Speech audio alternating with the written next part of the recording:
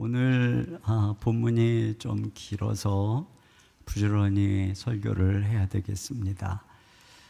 긴 내용의 주제는 바로 설교 제목에 담겨 있는 대로 반대의 완고함에 맞서는 신자의 태도입니다.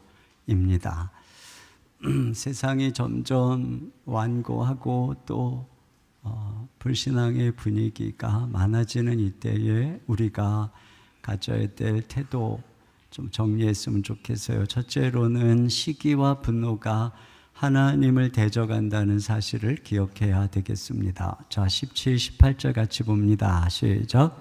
대제사장과 그와 함께 있는 사람, 즉 사두개인의 당파가 다 마음에 시기가 가득하여 일어나서 사도들을 잡아다가 옥에 가두었더니, 다시 그들이 핍박을 하는데 그 이유가 뭐냐면 다 마음에 시기가 가득했다라고 되어 있습니다. 여기에 있는 시기는 질투라고도 번역할 수 있는데, 자기가 갖지 못한 어떤 특별한 재능, 업적, 재산을 다른 누군가가 가질 때 일어나는 부러움, 불안, 분노, 이런 감정을 말하죠. 초대교회는 7가지 대죄 안에 이 시기를 넣었어요. 그리고 나중에는 그 순서를 정리할 때 시기라고 하는 죄를 두 번째에 위치시킬 만큼 아주 중대한 죄악으로 여겼습니다. 지난주에 우리가 보았던 아나니아와 삽비라 사건의 배경이 어디에 있었는지 기억하시죠? 초대교회가 유무상통하고 바나바가 땅을 팔아서 헌신을 했습니다. 그러니까 아마도 바나바가 칭송받음에 대한 시기로 인해서 그들의 마음에 사단이 가득하게 된 것이 아닌가 추측할 수 있는데, 그래서 결국은 그들이 하나님을 속이고 시험한 것이죠. 그런데 오늘 대제사장과 사두개 당파 마음에 시기가 가득하게 된 배경도 같은 구조입니다. 이 앞에 배경이 되는 사건이 나오는데 우리가 같이 좀 보면서 시기를 일으킬 대목이 어딘가 하고 한번 좀 찾아봤으면 좋겠습니다. 12절부터 16절까지 같이 읽겠습니다. 시작. 사도들의 손을 통하여 민간의 표적과 기사가 많이 일어나매 믿는 사람이 다 마음을 같이하여 솔로몬 행각에 모이고, 그 나머지는 감히 그들과 상종하는 사람이 없으나 백성이 칭송하더라. 믿고 주께로 나아오는 자가 더 많으니 남녀의 큰 무리더라. 심지어 병든 사람을 메고 거리에 나가 침대와 요 위에 누이고, 베드로가 지날 때에 혹 그의 그림자라도 누구에게 덮일까 바라고, 예루살렘 부근에 수많은 사람들도 모여 병든 사람과 더러운 귀신에게 괴로움 받는 사람을 데리고 와서 다 나음을 얻으니라. 네, 사도들을 통해서 표적과 기사가 나타나고 그 결과 백성들이 칭송하기 시작했고 많은 사람들이 모이기 시작했습니다. 이것이 이제 시기의 이유입니다. 그리고 마귀는 결국은 아나니아도 그렇고 이들도 그렇고 시기 질투를 통해서 교회 내적으로 또 교회 외적으로 공격을 하고 있는 것을 볼 수 있습니다. 시기한다라고 하는 감정은 그것이 어떤 이단적이거나 틀린 것에 대한 것이 아니죠. 올바른 것에 대해서 나보다 앞서거나 칭송할 때 나타나는 감정입니다. 신천지나 어떤 이단이 번성할 때는 시기하는 마음이 아니라 위험하게 생각합니다. 그러나 옆에 교회가 갑자기 더 부흥한다 그러면 마음속에 시기하는 마음이 들 수 있겠죠. 지금 이 대제사장과 사두개 당파들은 사도들을 통해서 하나님의 능력이 말로만이 아니라 실제 삶 속에서 나타나는 것을 보고 있어요. 그러니까 그들로 인해서 자신들은 껍데기만 경건한 위선자임이 오히려 드러나고 있는 것입니다.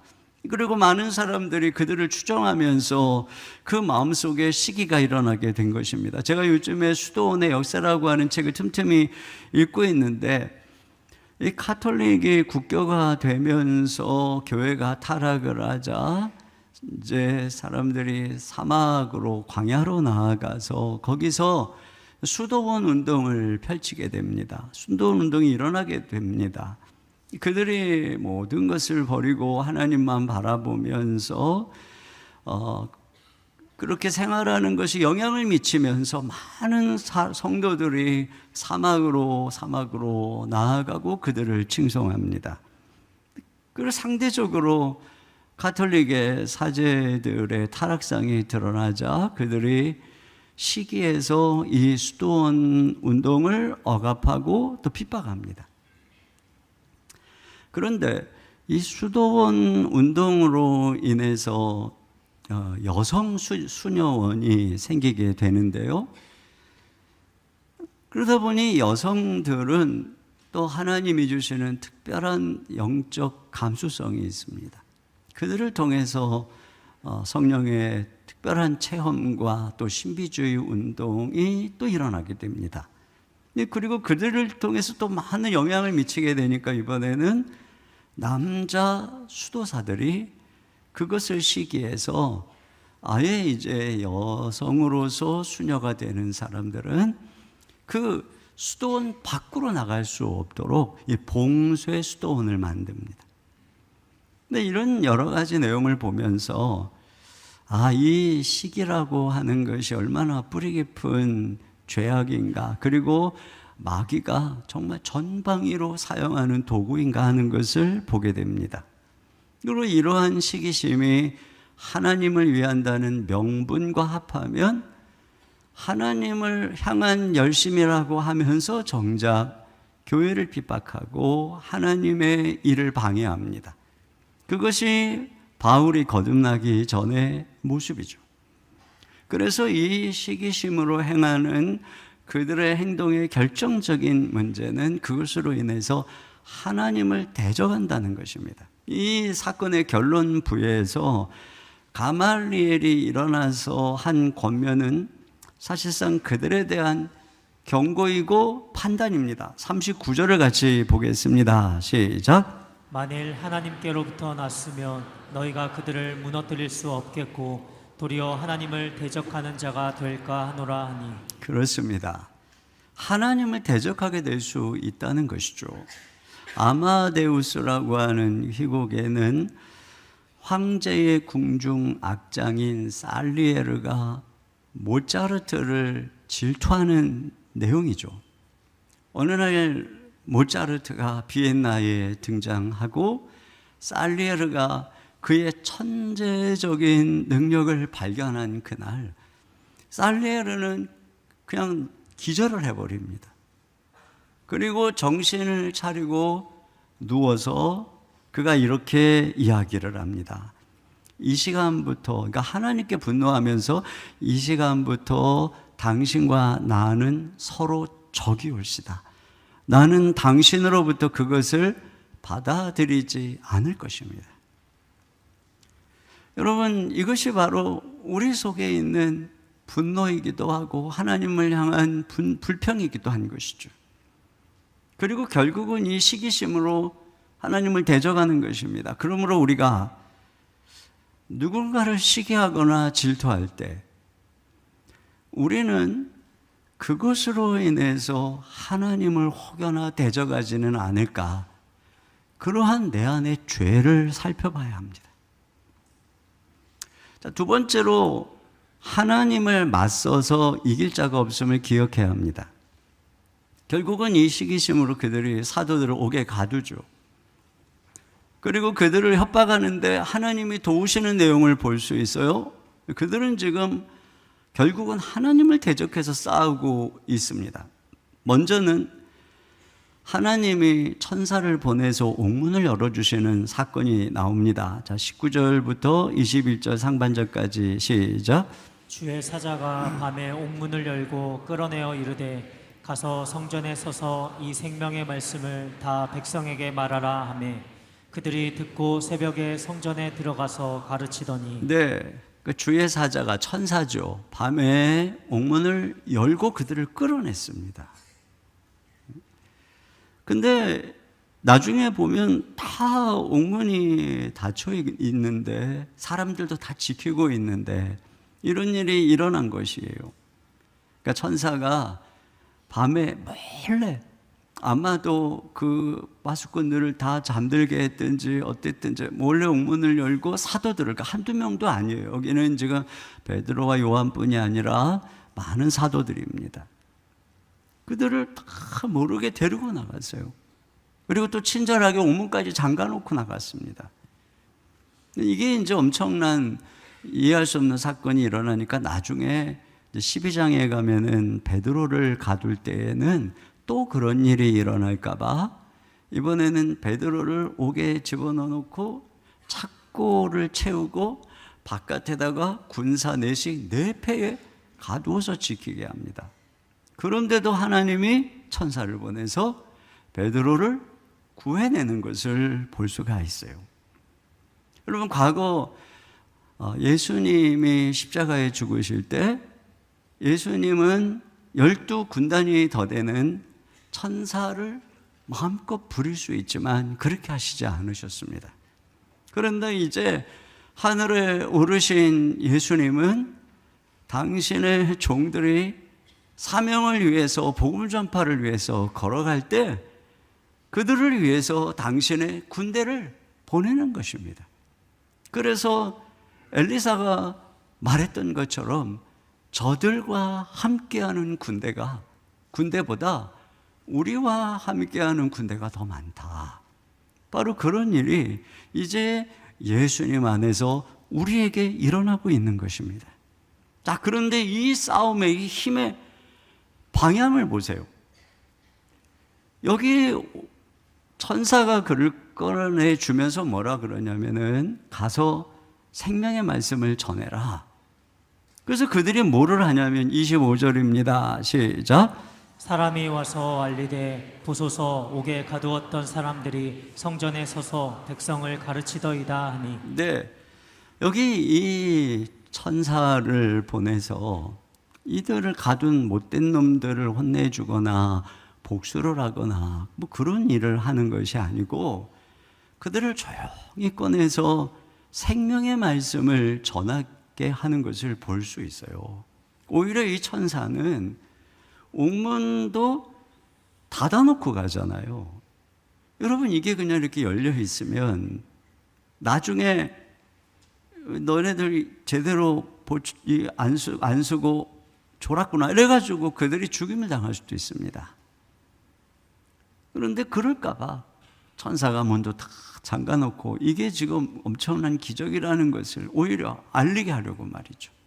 또 26절 같이 봅니다. 시작. 성전 맡은 자가 부하들과 같이 가서 그들을 잡아왔으나 강제로 못함은 백성들이 돌로 칠까 두려워함이더라. 네, 그들이 가서 이제 다시 데리고 오려고 합니다. 지금 공회 앞에 데리고 가야 되니까. 그런데 백성들로 인해서 두려워서 강제로 못하는 거예요. 그 얼마든지 이들이 자기들의 팬덤을 이용해서 거부할 수 있습니다. 민심을 이용해서 어떤 봉기를 할 수도 있을 것입니다. 그러나 그들은 그렇게 하지 않았어요. 자기들이 순순히 따라갔습니다.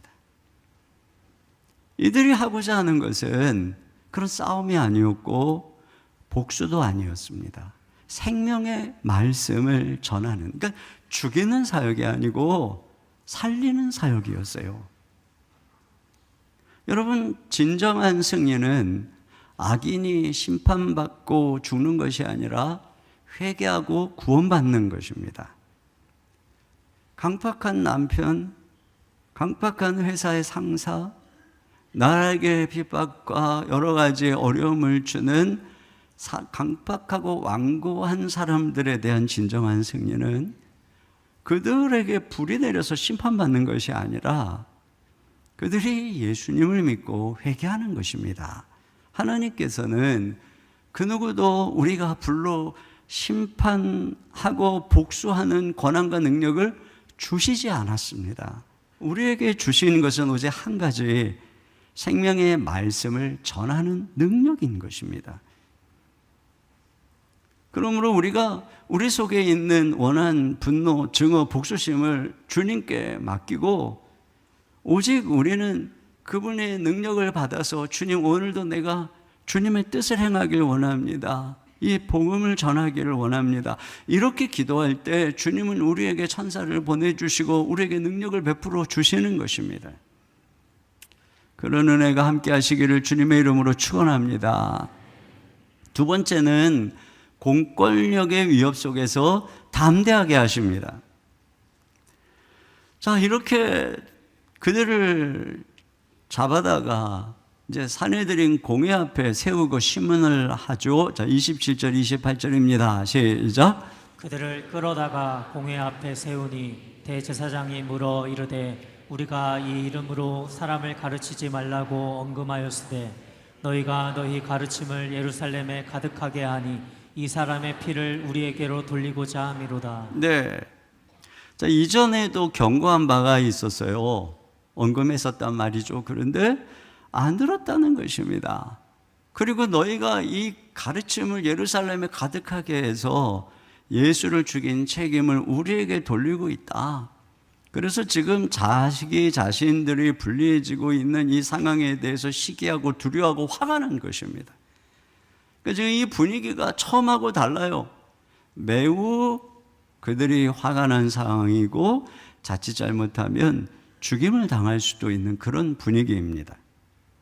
자, 그런데 그 앞에서 그들의 반응, 대답이 무엇인가 보세요. 29절 시작. 베드로와 사도들이 대답하여 이르되 사람보다 하나님께 순종하는 것이 마땅하니라. 네, 그러니까 헌법이 최상위의 법이고 모든 다른 법들이 그 아래에 있는 것처럼 하나님의 말씀이 그 어떤 너희들의 명령보다 최상위의 법이라는 것이죠. 그렇기 때문에 우리가 하나님 말씀과 대치되는 너희들의 명령을 따를 수 없다고 단호하게 얘기를 하고 있어요. 그러면서 그들 앞에서 복음을 전하죠. 자, 30절 31절입니다. 시작. 너희가 나무에 달아 죽인 예수를 우리 조상의 하나님이 살리시고 이스라엘에게 회개함과 죄사함을 주시려고 그를 오른손으로 높이사 임금과 구주로 삼으셨느니라. 네, 다시 또 얘기하는 거예요. 너희가 나무에 달아 죽인 예수, 이렇게 얘기하죠. 그런데 그분을 하나님이 살리셔서 높이셔서 임금과 구주로 삼으셨다는 것입니다. 여러분, 임금이라고 하는 것은 왕이고 구주는 구원자 그리스도라고 하는 것입니다. 지금 왜 갑자기 이야기를 할까요? 과거에 이 산헤드린 공회가 예수님을 신문하고 그를 빌라도에게 넘긴 죄목이 예수가 자칭 유대인의 왕이라 주장하고 그리스도라고 주장한다는 죄목이었어요. 그래서 가이사에게 반역을 하고 있으니 빌라도에게 이를 처형하라고 그렇게 강제한 것입니다. 그런데 지금 베드로는 너희가 죽인 이 예수를 하나님이, 너희 조상의 하나님이 부활시키셔서 그분을 왕으로, 임금으로, 그분을 구원자 그리스도로 삼으셨다는 것입니다. 결국은 무슨 얘기냐면 예수님은 진짜 너희의 왕이었고 그리스도였다는 것이죠. 그런데 너희가 그를 죽였다는 거예요. 베드로는 그 복음을 전할 때 그것이 듣는 그들에게 얼마나 아픈 것인지를 알아요. 그럼에도 불구하고 이게 진실이기 때문에 명확하게 그들에게 그들이 듣기 싫은 진실을 말하고 있는 것이죠. 그러면서 정죄를 위한 것이 아니라 회개하고 죄사함을 받아라, 그렇게 해서 너에게 다가오는 멸망을 피하라고 하는 것입니다. 32절 나같이요. 시작. 우리는 이 일의 증인이요 하나님이 자기에게 순종하는 사람들에게 주신 성령도 그러하니라 하더라. 그렇습니다. 자기들이 증인이기 때문에 담대하게 목숨을 걸고 해야 될 말을 한다는 것이에요. 여기서 우리는 이 지도자들과 사도들의 태도의 대조를 봅니다. 그들의 기득권과 권력에 의지하고 있는 이들은 겉으로는 엄청난 권세를 가진 것처럼 강해 보이죠. 죽일 권한이 있으니까요. 그런데 내적으로는 시기하고 백성들을 두려워하고, 그래서 자신들의 권력으로 사도들의 입을 막으려고 위협하고 협박하고 있는 것입니다. 반면에 잡혀온 사도들은 겉으로 보면 너무나도 약해 보이는데 권력 앞에서 조금도 두려워하지 않고 있어요. 너희들이 기껏 할 수 있는 것은 우리의 육체를 죽일 뿐이다. 그러나 우리는 우리의 영혼까지 지옥에 멸하시는 하나님을 두려워한다는 태도로 서 있는 것입니다. 그들의 언짢은 심기를 건드리지 않으려고 메시지를 부드럽게 하거나 그러지 않아요. 아주 담대한 용기를 가지고 있는 것입니다. 여러분, 위협 앞에서도 담대한 태도는 자신들이 전하는 것이 진실이라는 가장 강력한 증언입니다. 만약에 어떤 위협 앞에서 그의 목소리가 작아지고 그가 메시지를 타협한다면 그가 가지고 있는 진실성이 퇴색될 것입니다. 그들은 그렇게 되길 바랬겠죠. 협박함으로써 이 사도들이 겁을 먹고 뒤로 물러나기를, 숨기를 바랬을 것입니다. 그런데 그들이 오히려 담대해서 두려워하지 않을 때 그 모습을 보는 이들은 오히려 더 마음속에 두려움이 찾아오는 것입니다.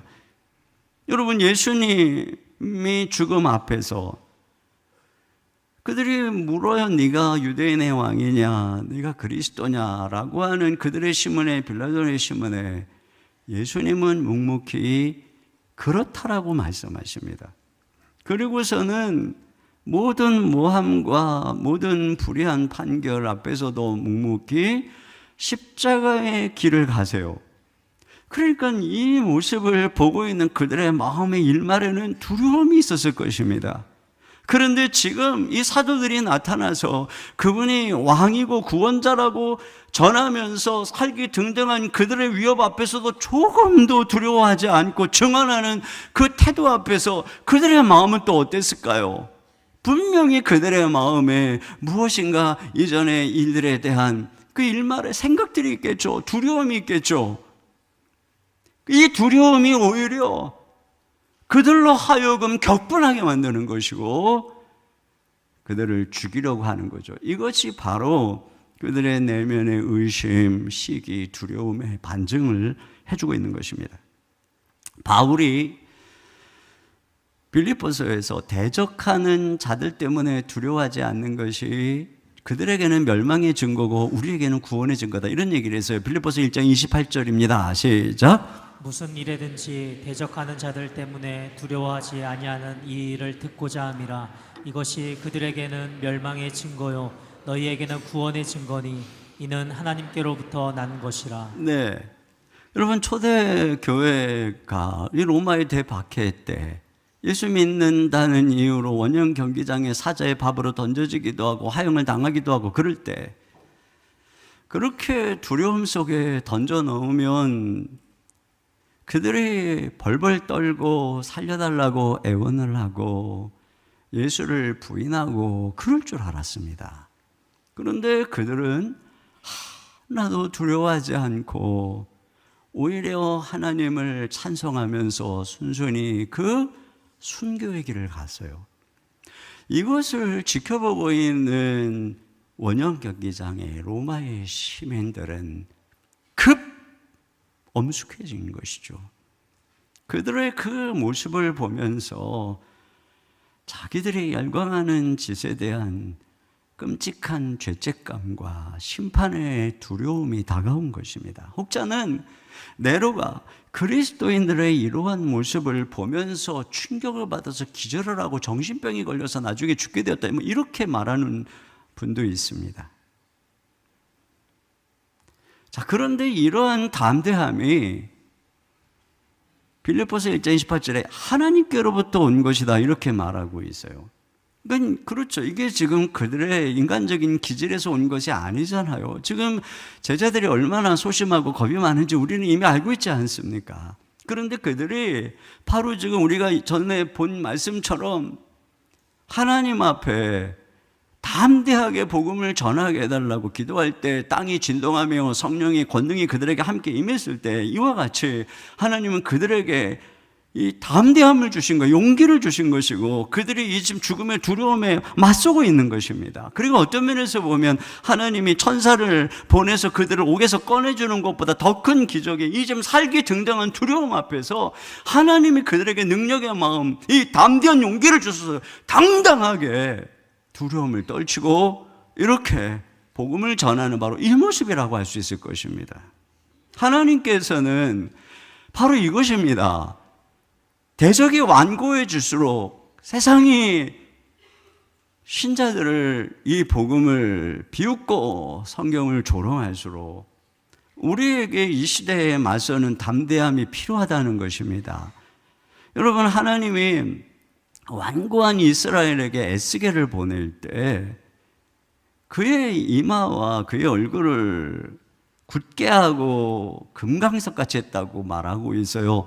에스겔서 3장 8절을 다 같이 보겠습니다. 시작. 보라, 내가 그들의 얼굴을 마주보도록 내 얼굴을 굳게 하였고 그들의 이마를 마주보도록 내 이마를 굳게 하였으되 내 이마를 화석보다 굳은 금강석같이 하였으니 그들이 비록 반역하는 족속이라도 두려워하지 말며 그들의 얼굴을 무서워하지 말라 하시니라. 네, 예레미야를 보낼 때에도 그를 쇠기둥과 놋 성벽같이 해주셨다고 말씀하고 있습니다. 한 번은 제가 아는 어느 목사님이 부부가 교회를 개척하기 위해서 이제 장소를 물색하느라고 어느 부동산에 들어갔어요. 들어가니까 앉아있던 분이 걸어 나오면서 아주 반갑게 맞아줍니다. 그런데 이제 이 목사님이 자기는 목사라고 소개를 하니까 갑자기 얼굴이 굳어지면서 아, 목사님이시군요. 교회를 개척할 장소를 구하시는군요. 참, 교회는 공회입니다. 이렇게 얘기를 하더래요. 그러더니 다시 돌아가서 앉더라는 것입니다. 그러니까 목사님이 갑자기 부끄러워진 것입니다. 그런데 옆에 있던 사모님이 갑자기 얼굴을 금강석같이 하더니 아저씨, 교회가 공회라니요. 그러면 아저씨는 노래방이나 술집이나 게임방이나 뭐 이런저런 이상한 것들은 괜찮고 그러면 올 때 아저씨 그렇게 거부하세요? 교회는 비록 어떤 교회가 문제가 있는 데 있지만 대부분의 교회는 생명의 말씀을 전해주는 귀한 일을 하는 곳인데 어떻게 교회를 공회라고 말씀하십니까? 아주 딱 단호하게 말이죠. 그러면서 아저씨 회개하시고 예수 믿으세요. 그 아저씨가 딱 그냥 근데 그걸 지켜보고 있는 목사님이 나중에 해준 얘기가 제가 회개했다는 거예요. 자기는 그 말을 듣고 주눅이 들어서 부끄러워했는데 사모가 얼굴을 그렇게 딱 금방석같이 하고 말이죠. 네? 여러분, 이것이 바로 우리들이 가지고 있는 메시지가 진실이라는 증거인 것입니다. 지금 우리에게는 이것이 필요한 때예요. 자, 세 번째는 죽음의 위협에서 뜻밖의 손길을 예비하여 구원하신다는 것입니다. 여러분, 여기 33절 같이 봅니다. 시작. 그들이 듣고 크게 노하여 사도들을 없이하고자 할세. 그들이 분노해서 지금 이 공회의 판결이 죽이자는 쪽으로 가고 있는 것입니다. 그런데 그때에 가말리엘이 일어나서 이야기를 합니다. 34절입니다. 시작. 바리새인 가말리엘은 율법 교사로 모든 백성에게 존경을 받는 자라. 공회 중에 일어나 명하여 사도들을 잠깐 밖에 나가게 하고. 네, 바리새인이면서 율법 교사로 백성들에게 존경을 받는 그가 일어나서 과거에 드다와 유다라고 하는 사람의 반란의 이야기를 하면서 이렇게 얘기합니다. 38절 39절입니다. 시작. 이제 내가 너희에게 말하노니 이 사람들을 상관하지 말고 버려두라. 이 사상과 이 소행이 사람으로부터 났으면 무너질 것이요 만일 하나님께로부터 났으면 너희가 그들을 무너뜨릴 수 없겠고 도리어 하나님을 대적하는 자가 될까 하노라 하니. 네. 그러니까 그들 드다나 유다나 반란을 일으켜서 당장에 뭔가 일어날 것처럼 냈지만 사람에게서 난 것이기 때문에 다 멸망하지 않았느냐, 무너지지 않았느냐, 이처럼 사람에게서 났으면 이들도 지금 다 무너질 것이고, 만약에 이것이 하나님에게서 난 것이면은 우리가 그들을 대적할 수도 없고 오히려 무너뜨릴 수도 없고 오히려 하나님을 대적하게 될 수도 있으니까 우리 조심해야 된다. 섣불리 죽이면 안 된다. 이렇게 얘기를 하고 있습니다. 근데 이 말을 그들이 옳게 여겨서 그들이 죽이고자 하는 논의를 거두게 되고 매를 때려서 그냥 내보내게 됩니다. 여기서 우리가 알 수 있는 것은 뭐냐면 이 가말리엘의 사리 분별에 오른 말이 그들 안에 있는 분노를 가라앉히고 이성을 되찾게 하고 있다는 것입니다. 여러분, 사울이 악신이 들려서, 사울도 다윗에 대한 이 시기심으로 막 가득 차가지고 악신이 들려서 다윗을 죽이려고 할 때에 그때 요나단이 용기를 내서 이렇게 말하죠. 사무엘상 19장 4절입니다. 시작. 요나단이 그의 아버지 사울에게 다윗을 칭찬하여 이르되 원하건대 왕은 신하 다윗에게 범죄하지 마옵소서. 그는 왕께 득죄하지 아니하였고 그가 왕께 행한 일은 심히 선함이니이다. 네, 이 말을 듣는 거예요. 여러분, 참 이런 게 중요한 거예요. 어떤 사람은 막 사울에게 와가지고 저 다윗 조심해야 돼, 막 호랑이 새끼를 키우는 거야, 막 이러고서 마음의 시기를 막 일으키잖아. 이런 사람 가까이 하면 안 돼요. 근데 지금 요나단이 뭐라고 얘기하는 거예요? 우리 칭찬하면서. 그러니까 그때에 이 사울에게 제정신이 돌아옵니다. 물론 잠시지만요. 여러분, 이것이 바로 선한 판단, 선한 교훈의 힘인 것입니다. 이 가말리엘은 사내들인 공회의 중요한 멤버죠. 근데 지금 이 사내들인 공회가 부패한 권력임에도 불구하고 그 안에 이런 선한 판단력은 가진 사람이 있었고, 그를 통해서 결국은 지금 선한 합리적인 판단을 통해서 이들을 보호하고 있는 것을 보게 됩니다. 여러분, 이 국가가 세속적인 기관이지만 하나님의 선하신 일반 은총 안에서 하나님이 그들 가운데 선한 사람들을 세워주심으로 하나님은 국가를 통해서 정의를 시행하고 선을 장려하고 악을 제어하는 것입니다. 그래서 뒤에 보면은 이 바울 같은 경우에 유대인들의 폭동으로 죽일 위기에 처하지만 로마의 보호를 받아서, 그의 법의 보호를 받아서 그 위기로부터 벗어나게 되는 것을 보게 되죠. 이것이 여러분, 하나님이 오늘날 일하는 섭리의 한 중요한 방식인 것입니다. 악이 이 세상에 번성하고 있지만 하나님은 당신의 이 섭리 속에서 이 막는 자, 악을 막는 자를 두시는 거예요. 데살로니가후서 2장 7절입니다. 시작. 불법의 비밀이 이미 활동하였으나 지금은 그것을 막는 자가 있어 그 중에서 옮겨질 때까지 하리라. 네, 불법의 비밀, 이 적그리스도의 활동이 시작이 됐어요. 점점 그래서 교회를 핍박하고 하나님을 대적하는 일들이 일어나고 있지만 지금은 그것을 막는 자가 있다는 것이에요. 제어하는 자가 있어요. 그래서 마지막에 일어날 아직 대배교 환란까지는 가고 있지 않다는 것입니다. 그러면 여기 이 막는 자가 무엇이냐에 대해서 많은 해석이 있어요. 어떤 사람은 성령이다, 어떤 사람은 교회다, 어떤 사람은 국가다, 어떤 사람은 일반 은총이다, 뭐 여러 가지가 있습니다. 자, 여러분, 우리가 여기서 지금 보고 있는 거죠. 이런 하나님이 일반 은총으로 세상에 심어준 이 국가 관원의 정의와 선을 통해서 하나님이 교회를, 또 하나님의 사람들을 보호하고 있다는 것입니다. 그런 면에서 우리는 이 두 가지 태도가 필요한 거예요. 한편에서는 그들이 하나님의 말씀을 거역할 때 그 말씀을 따를 수 없어요. 맞서야 됩니다. 그러나 그들이 그럼에도 불구하고 이와 같이 선을 장려하고 악을 제어하는 그 역할에 있어서의 그 관원들의 역할은 존중해야 되는 것입니다. 우리가 지금 그렇게 존중하면서 그들에게 따르고 있는 그 모습을 보고 있지 않습니까? 지금 이들은 그들과 맞서 싸우는 게 아니에요. 바울은 자기를 모함하는 대제사장 아나니아를 비난했다가 그가 대제사장이라는 것을 알고 이렇게 사과합니다. 사도행전 23장 5절입니다. 시작. 나는 그가 대제사장인 줄 알지 못하였노라. 기록하였으되 너의 백성의 관리를 비방하지 말라 하였느니라. 그렇습니다. 그러니까 이것이 바로 이게 균형 잡힌 시각인 거예요. 잘못된 권위 앞에서는 우리가 하나님의 말씀보다 그들의 말을 들을 수가 없어요. 그래서 찰스 콜슨이라고 하는 분이 우리가 정부에 불복종할 수 있는 여러 가지 이유 중에 하나를 정부가 교회의 역할을 대신하려고 하거나 하나님께만 드려지는 충성을 빼앗아 가려고 할 때다라고 얘기를 했습니다. 결코 교회는 그런 면에서 국가의 이념이나 체제의 신여가 아닌 것입니다. 불순종과 존중의 균형 가운데 있는 것이에요. 그리고 우리가 부모님의 권위도 마찬가지죠. 부모님의 뜻이 하나님께 거역하는 것이라고 할 때는 우리가 불순종하게 되는 것입니다.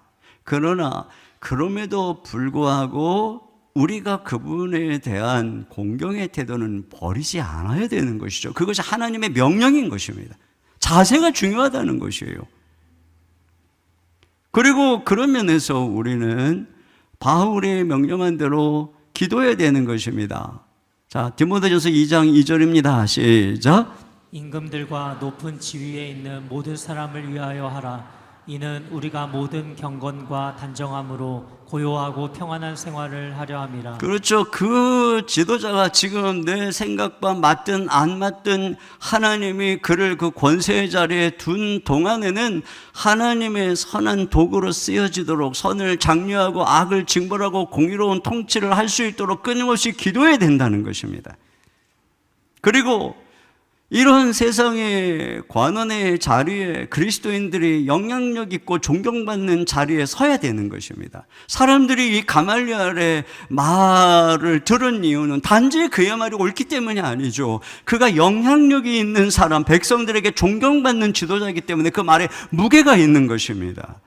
이것처럼 우리 그리스도인들이 정치계에서든지 사회의 어떤 영역 속에서 백성들에게 영향력 있고 존경받는 그런 사람들이 되어서 있을 때에 그 선한 영향력으로 우리는 이 세상 가운데 주님의 아름다운 도구로 쓰임받을 수 있게 되는 것이에요.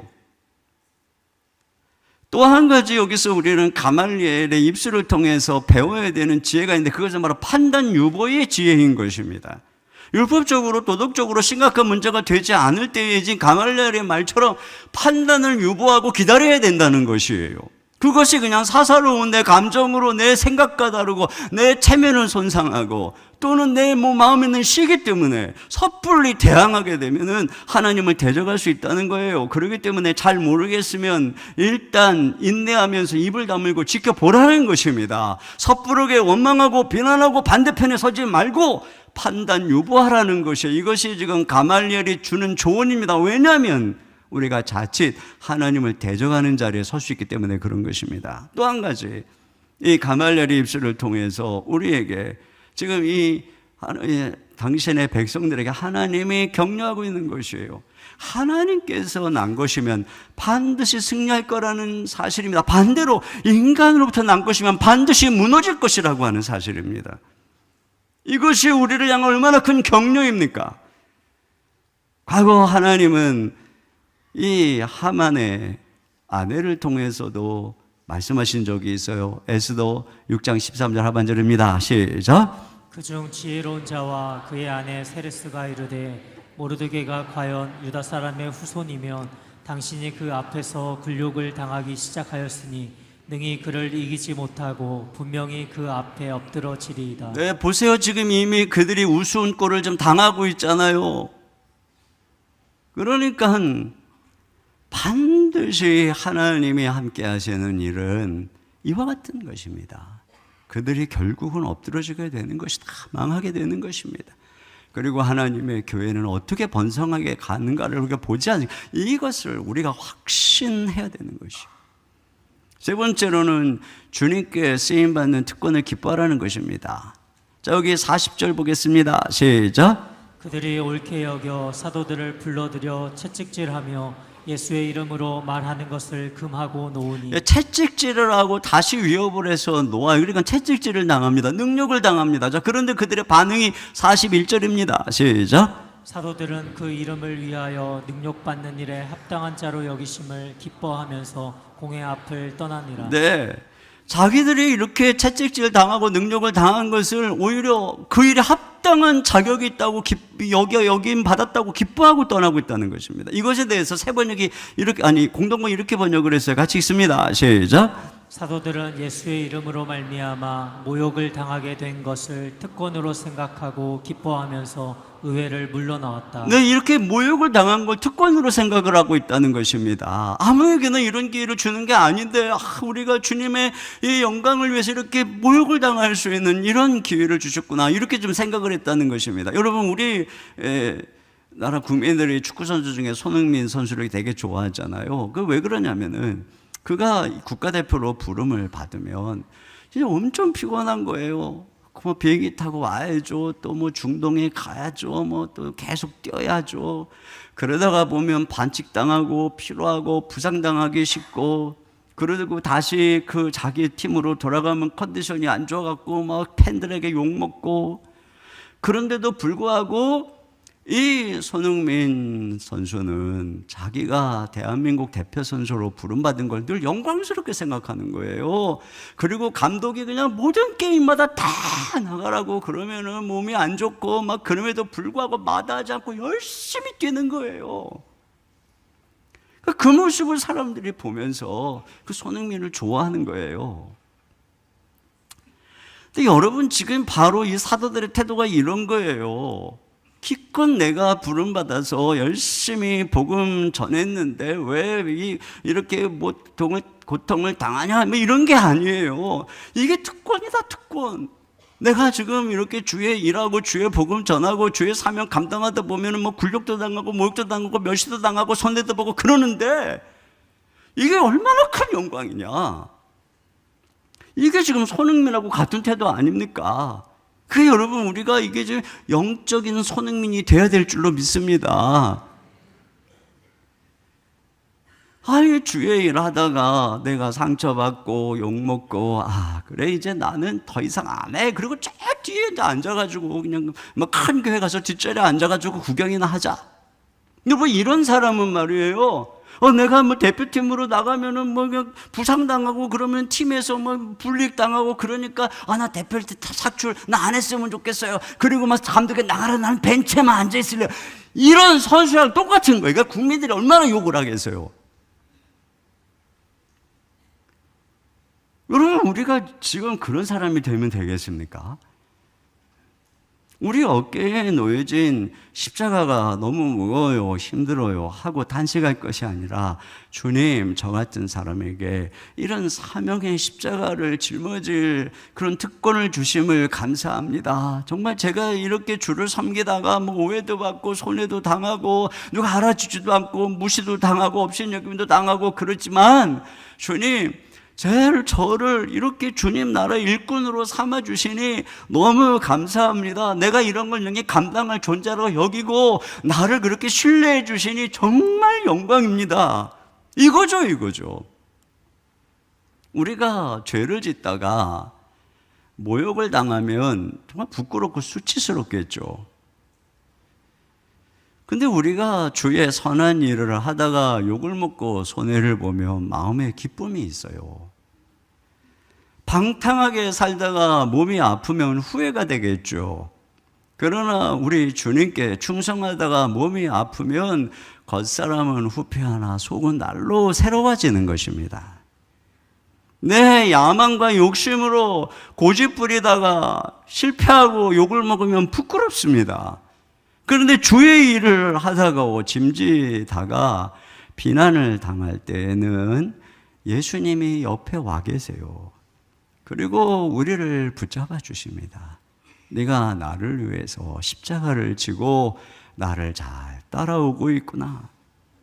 그러니까 이게 지금 십자가를 지고 주님의 일을 지고 있는 사람만이 느끼는 기쁨인 것입니다. 우리가 사람들의 인기, 인정을 추구하고 내 육신의 편안을 추구하면 뭐 인생이 쾌락이 있는지는 모르겠지만 어디에서도 기쁨을 찾을 수 없어요.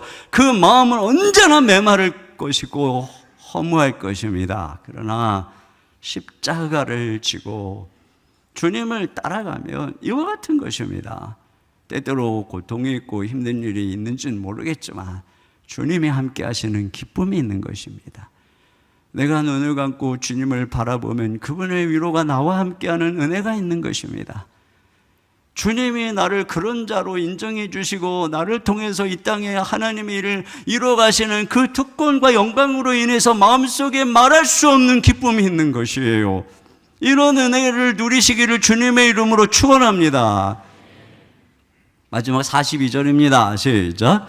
그들이 날마다 성전에 있든지 집에 있든지 예수는 그리스도라고 가르치기와 전도하기를 그르치지 아니하니. 네, 이것이 바로 이 싸움의 결론이고 승리인 것입니다. 그러니까 이것이 바로 우리 싸움의 본질을 가르쳐 주는 거예요. 집에 있든지 성전에 있든지 예수가 그리스도라고 말하고 가르치잖아요. 마귀는 계속 말 못하게 하고 계속 너희들 이 이름으로 말하지 말라고 협박하는데 성령님은 계속해서 천사를 보내시고 또 그들을 보호하시고 담대함을 주셔서 말해라 이렇게 말씀하고 있는 것입니다. 그렇기 때문에 여러분, 우리가 말을 안 하고 복음을 전하지 않고 가르치지 않고 있다면 아무리 평안해도 이미 진 것입니다.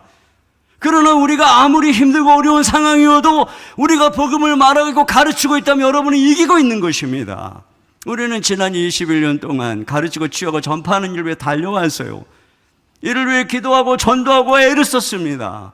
이 일을 위해 쉼없이 달려온 귀한 평신도 지도자들, 순장들, 교사들, 섬김이들에게 진심으로 감사드려요. 종종 옥에 갇힌 것 같은 고독을, 협박당하는 두려움 같은 것을, 매맞는 굴욕 수치 같은 것들을 느꼈겠죠. 힘든 일들이 왜 없었겠습니까? 그럼에도 포기하지 않고 굴하지 않고 걸어왔던 것이죠. 그래서 얼굴에 보면 기쁨이 있어요. 그리고 그들을 통해 수많은 다음 세대들에게, 믿지 않는 비신자들에게, 어린 성도들에게 예수가 그리스도라고 전하고 예수가 그리스도라고 가르치는 것입니다. 여러분, 이 일을 통해 여기까지 달려왔고 우리는 앞으로도 계속 달려가야 되는 것이, 이것이 우리의 싸움의 본질이고 이것이 우리가 이기는 것입니다. 그런데 이런 놀라운 승리가 거저 주어지는 것이 아니라 이것이 다 기도의 응답이라고 하는 것을 우리가 기억해야 됩니다. 그들이 하나님께 능력을 달라고, 이 상황을 돌파할 능력을 달라고 기도할 때 성령께서 그들에게 권능으로 임하시고 땅이 진동하면서 충만하게 되었을 때 그들은 이러한 능력을 경험한 것이죠. 우리가 기도해야 되는 것입니다. 세상이 악할수록, 세상이 완고할수록, 우리가 그리스도인으로 살아가는 것들이 힘들면 힘들수록 우리는 담대해야 됩니다. 우리에게 이런 능력이 필요한 것입니다. 그 권능과 능력이 충만한 교회 될 수 있기를 주님의 이름으로 축원합니다. 우리가 이를 위해서 날마다 기도해서 이 한계를 뛰어넘기를 주님의 이름으로 축원합니다. 우리 이 시간에 같이 함께 찬양 드리겠습니다. 내 마음에 주를 향한 사랑이 나의 말엔 주가 주신 진리로 나의 눈에 주의 눈물 채워주소서. 우리 같이 찬양하겠습니다.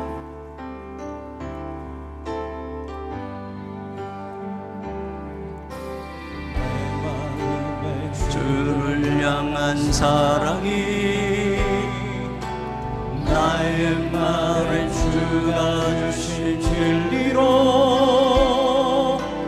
나의 눈에 주의 눈물 채워주소서.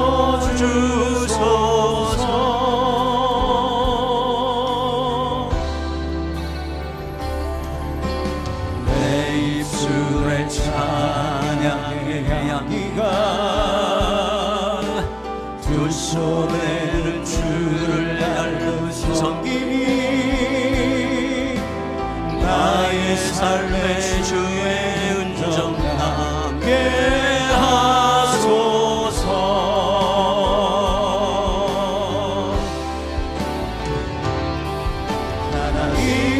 사랑이 영원히 함께하리.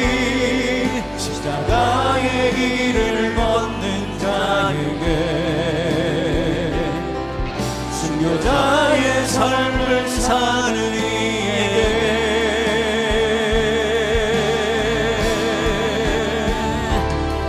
추억하는 소리와 세상 유혹 속에도 주의 순결한 신부가 되리라. 내 생명 주님께 드리리. 하나님의 사랑이 영원히 함께하리. 하나님의 사랑이 영원히 함께하리. 십자가의 길을 걷는 자에게, 순교자의 삶을 사는 이에게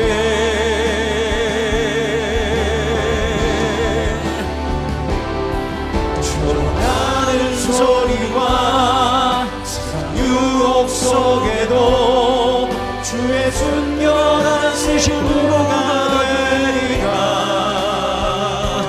내 생명 주님께 드리리. 우리 이 시간에 함께 기도 제목 같이 읽고 기도하도록 하겠습니다. 함께 읽겠습니다. 우리 안에 있는 시기와 분노가 하나님을 대적할 수 있음을 깨닫고 나의 열심이 주를 대적하는 열심이 되지 않게 하소서. 아멘. 완고한 이 세상을 향해 복음을 담대히 증거할 용기를 주시고 복음을 전할 길을 열어주시며 하나님의 선한 도구로 쓰임받을 사람을 세워주사 하나님의 승리를 경험케 하소서. 아멘.